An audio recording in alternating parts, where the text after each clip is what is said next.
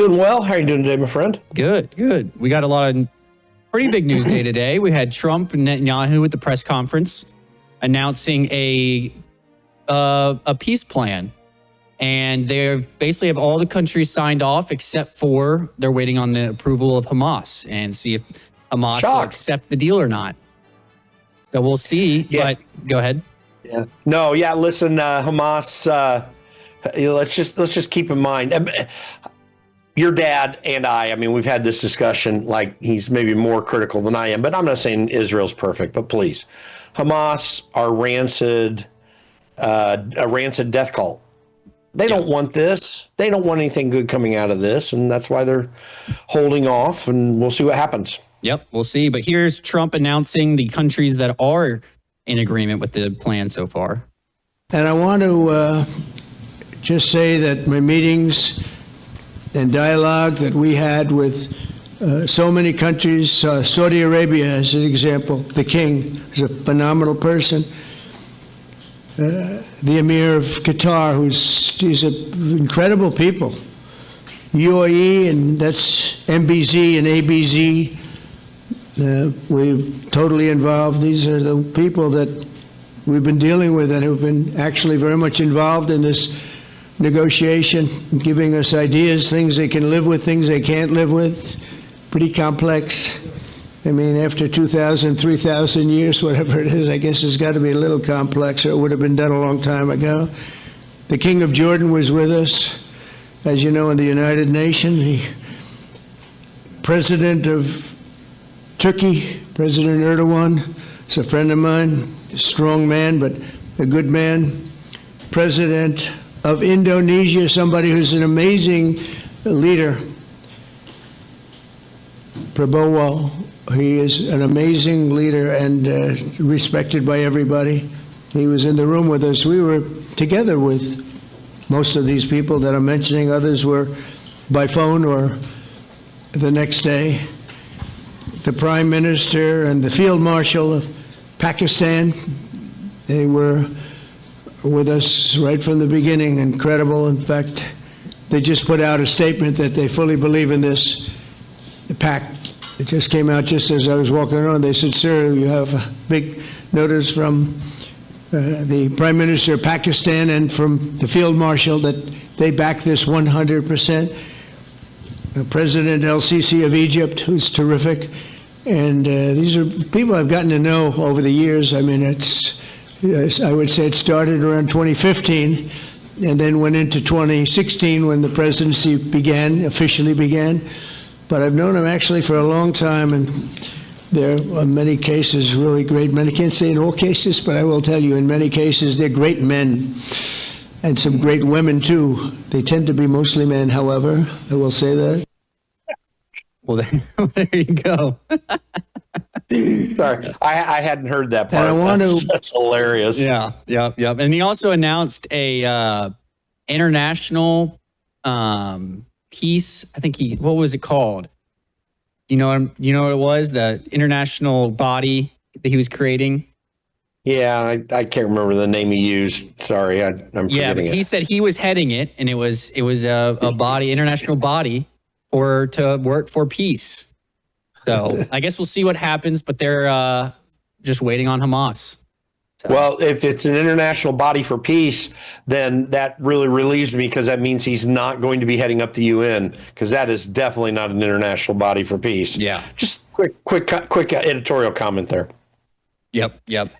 Well, in other news, we'll see what happens with that. But in other news, it seems like Congress is fighting on who is going to be to blame if the government shuts down. Democrats are all screaming that it's up to the Republicans, but here's JD Vance on this. We just had a very frank conversation with the Senate and House Democratic leadership. Look, the principle at stake here is very simple. We have disagreements about tax policy, but you don't shut that government down. We have disagreements about health care policy, but you don't shut the government down. You don't use your policy disagreements as leverage to not pay our troops, to not have essential services of government actually function. You don't say the fact that you disagree about a particular tax provision is an excuse for shutting down the people's government and all the essential services that come along with it.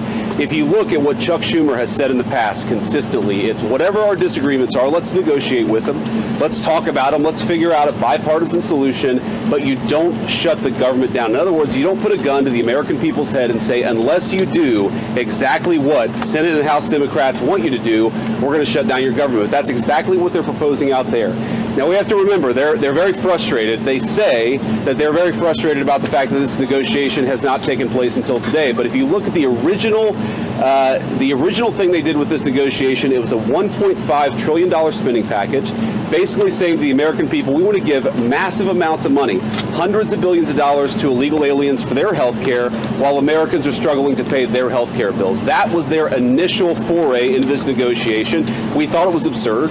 We told them it was absurd, and now they come in here saying that if you don't give us everything that we want, we're going to shut down the government. We think that's preposterous. We think it's totally unacceptable, and we think the American people are going to suffer because these guys won't do the right thing. Now, I want to make one final point here.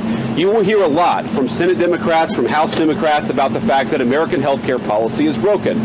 Well, we know that American health care policy is broken. We've been trying to fix it for the 8 months that we've been in office, but every single thing that they accuse about being broken about American health care is policy the Democrats have supported for the past decade. So if they want to talk about how to fix American health care policy, let's do it. The Speaker would love to do it. The Senate Majority Leader would love to do it. Let's work on it together, but let's do it in the context of an open government that's providing essential services to the American people. That's all that we're proposing to do, and the fact that they refuse to do that shows how unreasonable their position is. I think we're headed to a shutdown because the Democrats won't do the right thing. I hope they change their mind, but we're going to see. Well, there you go. And you have Schumer coming out after that meeting and saying that it's up to the Republicans. It's going to be the Republicans' fault if the government shuts down. Well, what's unique about this, and remember, I first went to work on Capitol Hill after the 2010 elections. So I was involved in the last, the two long shutdowns ago. There was one 35 days during the Trump administration, one 16 days in 2013, and I was working on Capitol Hill at the time. I've seen these things come and go for nearly 2 decades now, and this is the actual first time that Republicans are saying exactly the right thing. Everything JD Vance said there is right on target and the types of things that Republicans should have been doing. This is Chuck Schumer needing a shutdown because he was, according to his radical leftist base in the Democrat Party, they were pissed off at him for allowing a deal to be done the last potential government shutdown in the spring. And he took a lot of political heat for that, and he's going to go all the way to try to please those people because, frankly, AOC's on his heels for a Democrat primary in New York, and it looks like she has a chance to beat him in a Senate primary, Democrat primary. So he could lose a seat. So he's going to do what he's doing. Of course, he's always kind of been this way. Democrats have, for the last 30 years at least, maybe even longer than that, have gone back and forth and demanded, and in situations like this, that Republicans do what they say because they believe they run things. That Schumer's doing that again right now. He got beat up a little bit when he compromised the last shutdown, and he's going to put in his heels. He doesn't want to lose a seat. I don't know if he'll be successful at that, but nonetheless, he's going to take this on. On the other side of this issue, I'm perfectly fine always with government shutdowns. You know what happens during a government shutdown? You have tax revenue still coming in. Essential services still take place, and they're paid for with the incoming tax revenue. And non-essential services get paid when the funding comes back later. The shutdown 2013, I didn't get a paycheck for 2 weeks. I got it all back on the back end of it, just like every other federal employee got it all back, because that was the deal they play. What may be happening this time is Russ Vought, the OMB director, has put out a letter to every federal agency saying they have to have a reduction in force plan. In other words, letting people go if there's a shutdown. And I'm fine with that. You could see hundreds of thousands of federal employees taken off the payrolls permanently. And I would like to see that. They want to get rid of all NGO funding because it's not going to be appropriated. Do it. We shouldn't even be funding the NGOs to begin with. Democrats are playing a game here I think they're going to lose, and the Trump administration is taking all the right steps to oppose this, and Schumer's going to lose this. And also give credit to Donald Trump because he's driving, and JD Vance, but Donald Trump primarily, because he's driving this process. And Republicans are following his lead rather than, as Paul Ryan and Mitch McConnell did, undermine him whenever these things would come up back in his first administration. So it's a brand new day. I hope it plays out the way I think it's going to.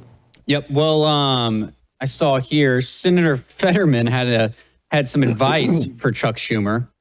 It says, John Fetterman says he has one suggestion for Chuck Schumer and Democrats plotting to shut down the government tomorrow: win elections. Yeah. But he's voting with them, right? So, I mean. You know what? You just might be surprised. He might not. He wants to get reelected later in Pennsylvania. That's actually I think there's some seriousness in how he's kind of playing the Joe Manchin role. As a senator in the Democrat caucus. But nonetheless, I mean, he's going to tend to go their way. Yeah. But he knows Pennsylvania is not a gimme anymore for Democrats. And it never has been, but it's going to be worse so for him now. So he's kind of playing that game. I think there's some sincerity behind it. But the reality is Republicans won the election and they've got the upper hand. And Republicans always give in when Democrats have a bit of the upper hand, or they give them the upper hand when they don't deserve it. Now, finally, I see a bit of spine, and it's going to be interesting to see how this may very positively play out. Yeah, well, that's kind of what Speaker Johnson was saying today as well. He was saying, I have a clip here. He was saying that whenever we were facing shutdowns during the Trump administration, the Republican Party did what it had to do to keep the government open, and he suggests they do the same. Here's his remarks. Vice President Vance, I want to thank the president as well. They showed strong leadership today. They invited the 4 leaders over here because the president is operating in good faith, and he demonstrated that very well. The problem is that Chuck Schumer and Leader Jeffries refuse to acknowledge the simple facts. Let's review what the simple facts are. As the vice president was saying, this is the common sense thing to do. This is the right thing to do. This is the simple thing to do. By way of review, the House is getting back to the way the regular appropriations process is supposed to work.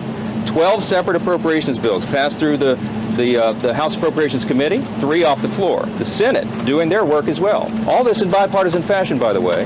They passed 3 bills in the Senate. Those bills don't match up exactly. So for the first time in years, since 2019, you have a conference committee that is being constituted between the House and the Senate. This is the way a bill becomes a law. They work out the differences. All this is happening in bipartisan fashion. The problem is we've run out of clock. September 30th is the end of the fiscal year, so we need a little more time. So what we did in the Republican majority is the right, responsible, simple thing. A clean, continuing resolution, a short-term, nonpartisan continuing resolution. It's only 24 pages in length. Leader Thune has a copy if you want to see the exhibit. There's nothing partisan in here. No policy writers, none of our big party preferences, because we want to do the right thing by the American people and allow more time for negotiation. Now, there's a reason that Chuck Schumer and Hakeem Jeffries have come out here, stomped the feet, saying that they can't go along with this. They're trying to bring in extraneous issues. They issued a counter proposal. You should go take a look at what they requested. $1.5 trillion in new spending that is unrelated to the ongoing appropriations process. They wanted to, as you said, restore taxpayer-funded benefits, okay? Hard-working taxpayers in America. They want to take your funds and give that for benefits to illegal aliens. They want to restore that because we got rid of it. They want to prop up left-leaning media outlets. $500 million they threw in on top of that. $1.5 trillion on a 7-week stopgap funding measure. We're not going to do that. They know we can't do that, and we never have in the past. Well, there you go. There's his remarks, and we'll be right back here after this break.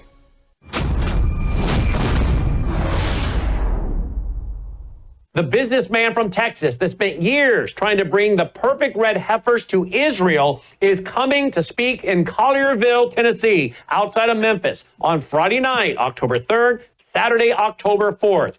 They now have sacrificed one of those red heifers. There it is burning. They've now gained 10 gallons of ashes.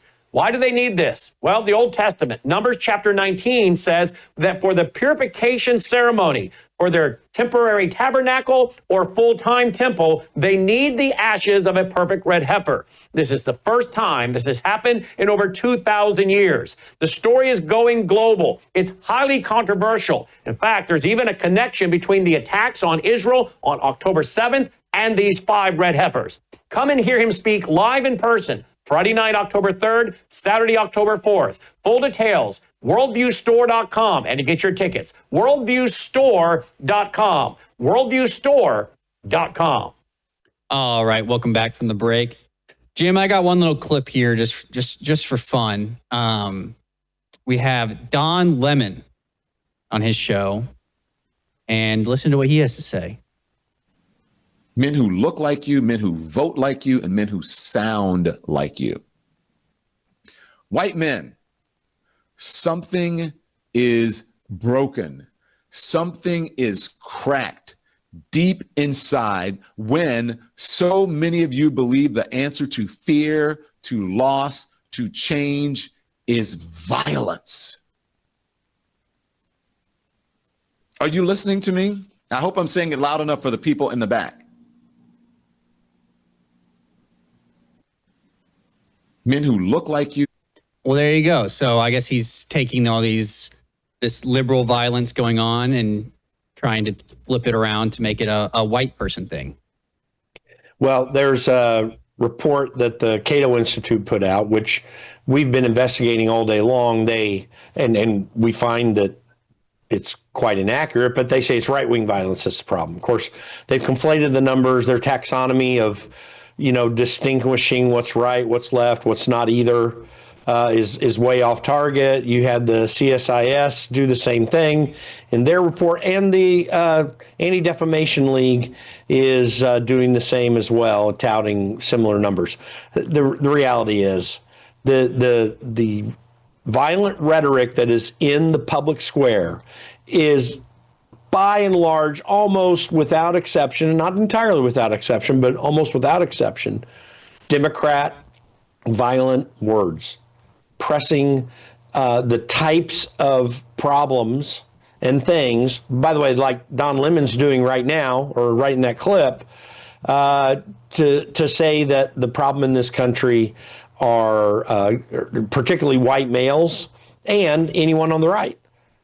There's a woke preacher in McLean, Virginia, at the McLean Bible Church, that was saying how offended he was with Charlie Kirk. It's happening in the church as well. There's a woke progressive movement in the church that is attempting to rewrite what's reality.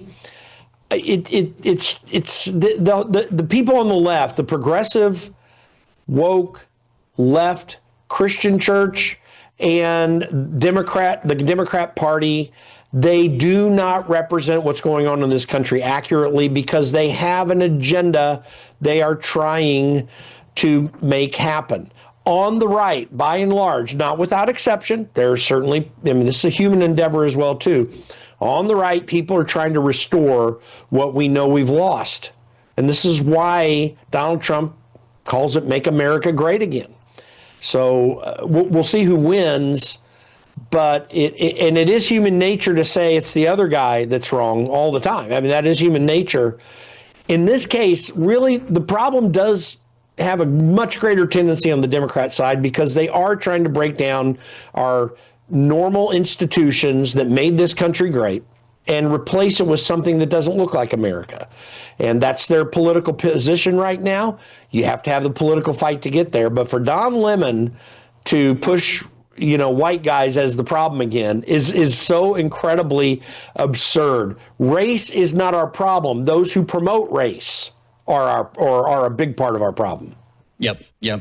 Well, we have other news. Over 100,000 federal employees are reportedly set to resign tomorrow in the largest mass resignation in U.S. history under President Trump's plan to cut the federal workforce. So is this where they offered them deals to resign and take the rest of their contracts, or how was that? Apparently, they're doing it under protest. That's my understanding here. And by the way, I thought we were going to be in terror if the government shuts down tomorrow and 100,000 federal workers are going to be walking off the job. I haven't heard Hakeem Jeffries or Chuck Schumer say that they are putting the American public at risk. Well, shock.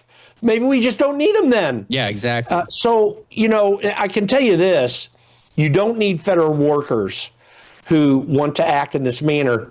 To act in this manner is evidence of the problem that we are talking about. And you talk about some of the problems that Sean Duffy inherited, particularly with air traffic controllers and other parts of the transportation department. And Pete Buttigieg messed up. But Ronald Reagan, when air traffic controllers walked off the job, he fired every one of them. And we kept flying planes afterwards.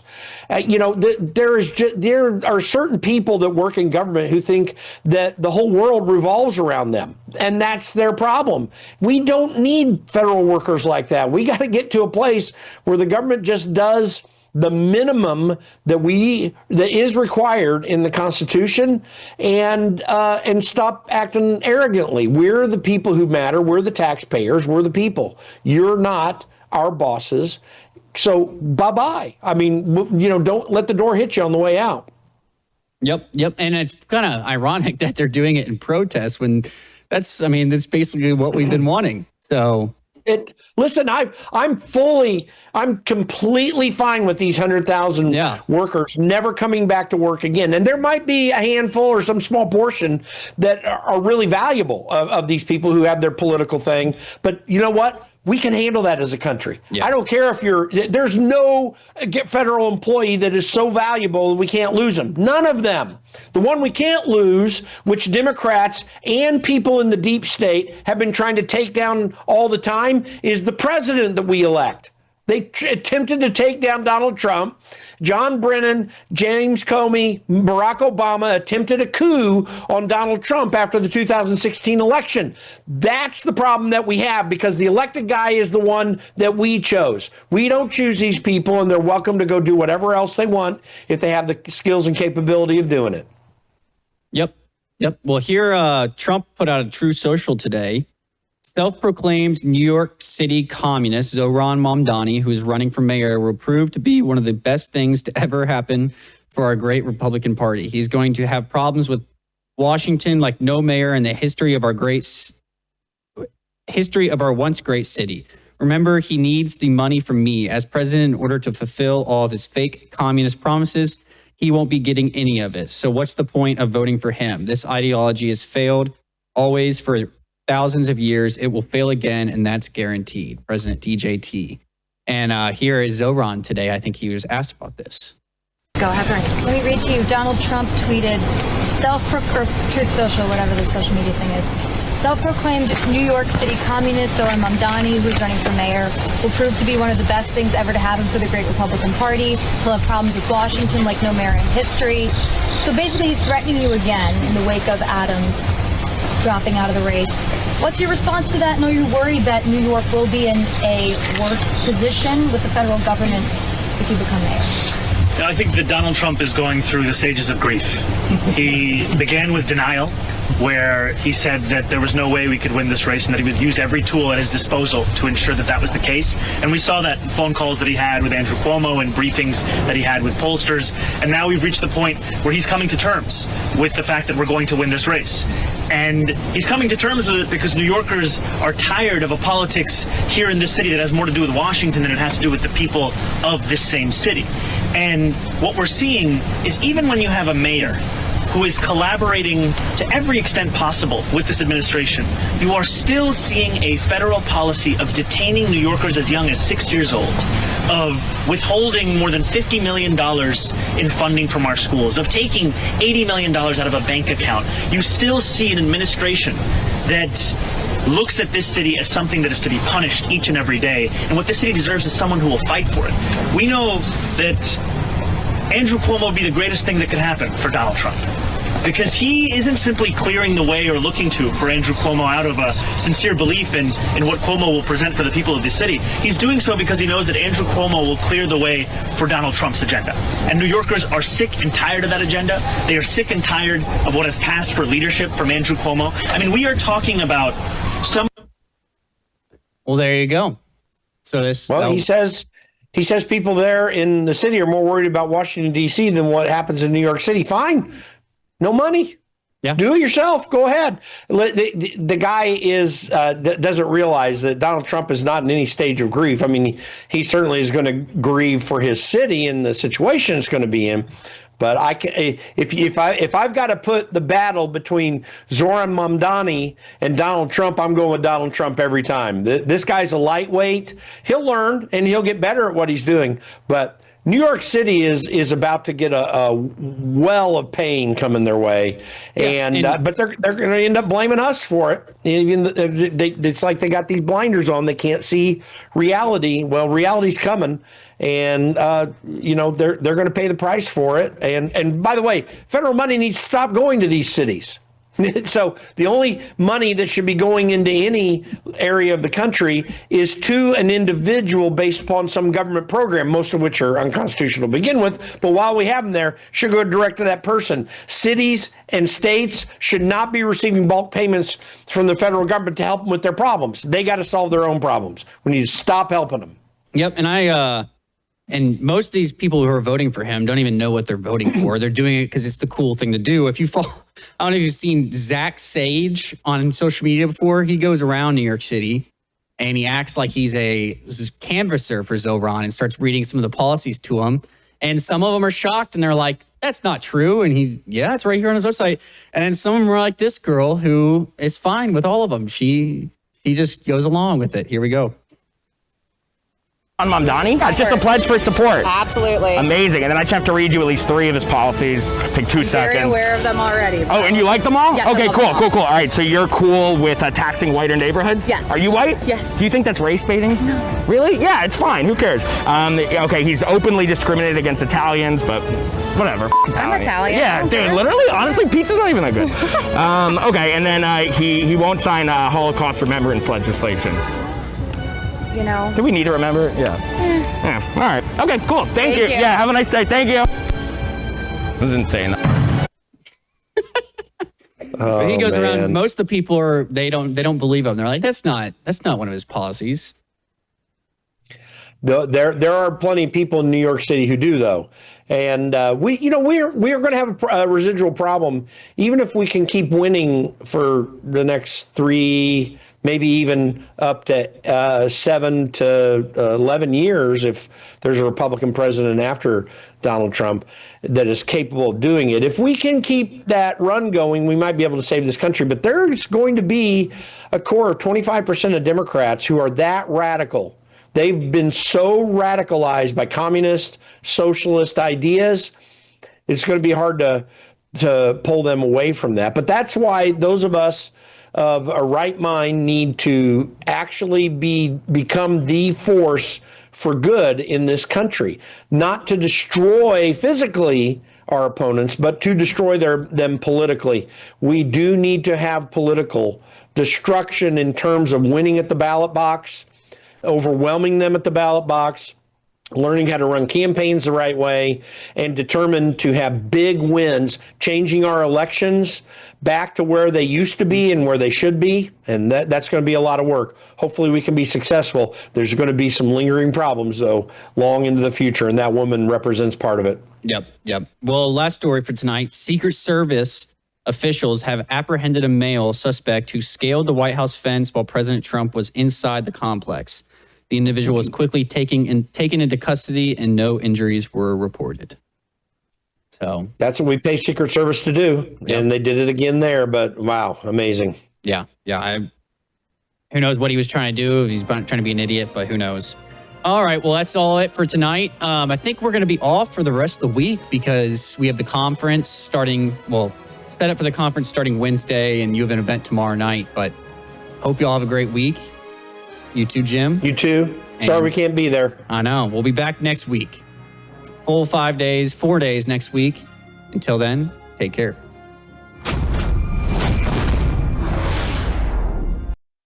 Tonight on the Worldview Report, top military brass are reportedly crafting plans to strike Venezuelan drug cartels inside a South American nation, possibly using drones and other weapons.